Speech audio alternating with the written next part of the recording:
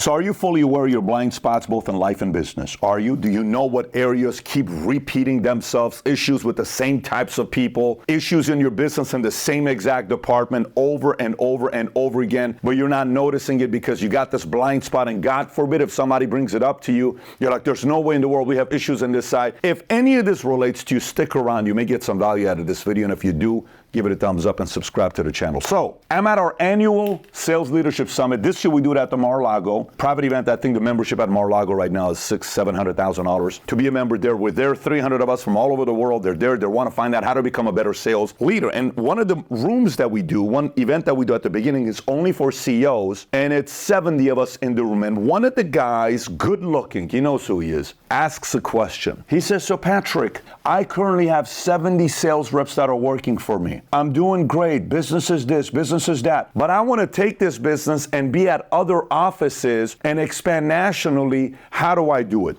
I point at my VP of Distribution, Tikran Bekian, who is the best person in the world when it comes down to dealing with human beings. He's number one in human nature. Never met anybody better with people than him. I said, can you please bring the manuals of some of the stuff that we've done? He comes over, he starts showing the systems of what we build that allowed us to hand this to somebody and say, you go do this in this office, in that office, in this office. It's replicatable, it's duplicatable, so you can expand your business. While Tikran is showing him the manual, he goes, yeah, I know, but what do I need to do to be able to, and I stopped him. I said, wait a minute, let me ask you a question. I said, why'd you just do that? He said, what do you mean? Well, why did you just undermine what he was showing you? Well, I'm actually curious, why did you do that? And he's like, he doesn't have an answer. I said, how much money you made last year? He said, 30 years old.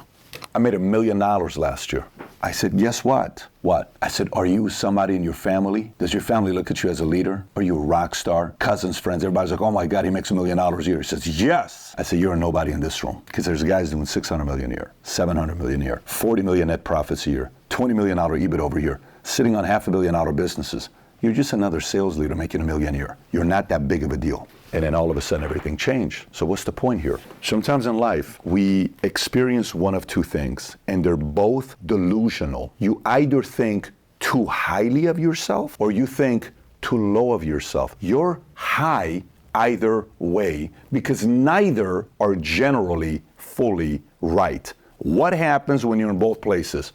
Let's go for both. You think too highly of yourself. You're untouchable. People are going to take you out. You have blind spots that, everybody around you sees but you. You're getting casual. You're getting comfortable, and boom, someone can take you out. I told a story about the time in 2006, 2007, where I was at an event and they were announcing the MVPs at this event. This man named Jeff and this other man named Rich. And they said, let's have the top two guys come on up here of who can potentially be the MVP. And let's have the number 2 guy hand over the MVP to the number 1 guy. And I'm on stage. If they're doing this at this point, I know what they're trying to do. I'm probably not the MVP, and they're trying to piss me off. And it's going to probably work, and I want it. But let's see what's going to happen. But in the back of my mind, it's, I'm going to be the MVP. I'm the better guy. I'm this, I'm that. And they announce. And a person that isn't the MVP is not the MVP, Patrick Bet-David. I grabbed the trophy. I hand it over to the MVP. At 172 my agents in the room, I whispered to the guy, you got me the last 12 months. You outworked me. I got casual. I was comfortable. I thought I was on top of the world. I had never made that kind of money before. I said, but for the rest of your life, I told him this to his face, looking at his eyes, you will never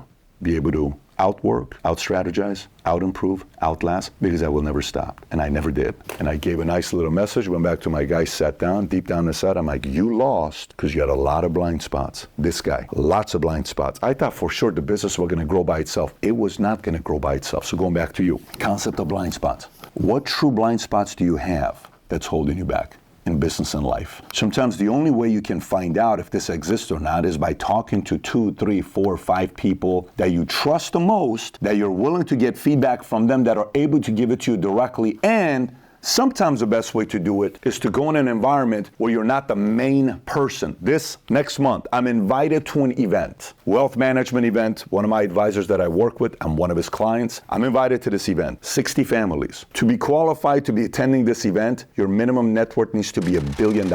Guess who's the only one attending this event that doesn't have that net worth?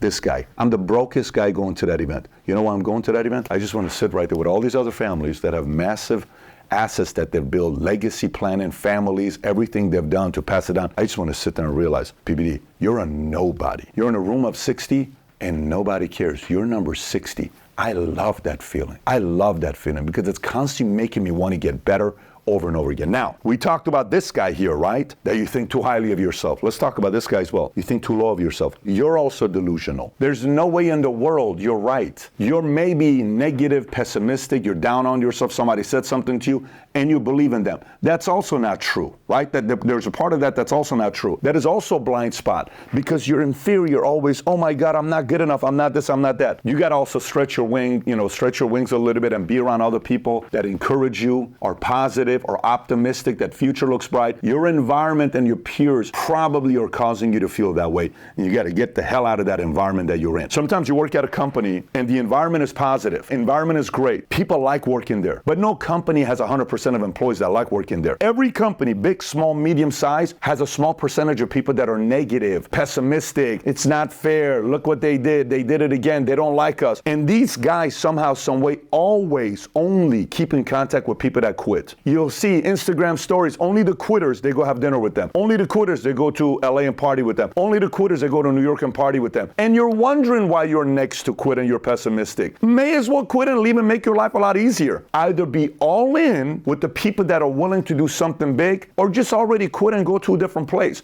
But the idea of wanting to be a doer and thinking low of yourself, it's probably because of people that are around you.